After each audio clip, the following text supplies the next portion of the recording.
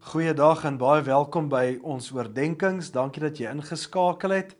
Ons het 3 weke gepraat oor die geveg vir ons gesinne. Die feit dat ons in 'n tyd leef wat ons sien, al hoe meer gesinne opbreek. Al hoe meer kinders word groot met 'n pa en 'n ma by verskillende adresse. En ons word geroep om betrokke te raak in hierdie geveg. Ons lees 'n gedeelte saam in Lukas 10 vers 19. Maar ek het nog goeie nuus vir julle. Ek gee aan julle mag oor die duiwel en oor sy handlangers se terrein, waar daar baie dinge is wat julle skade kan aandoen. Julle het nou mag oor al sy bose magte. Sy slange en skorpioene sal julle geen skade aandoen nie. Omdat julle in my glo, is julle nou sterker as al my vyande.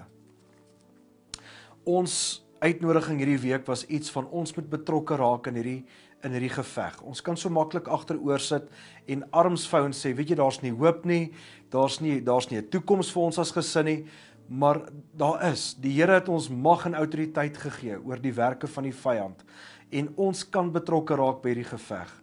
En die beste manier is om te bid en te bid vir ons gesinne.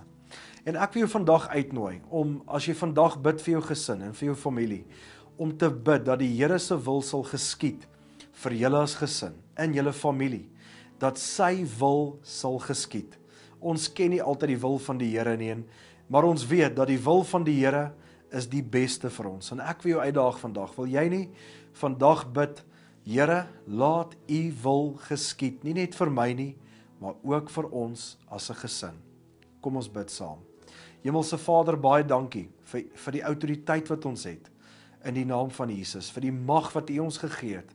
En Here, dankie dat ons vandag kan bid ook, dat u wil sal geskied in ons gesinne, ook in ons families. Dankie Here, dat u ons by mekaar hou, dankie dat u ons sterk maak, in Jesus naam.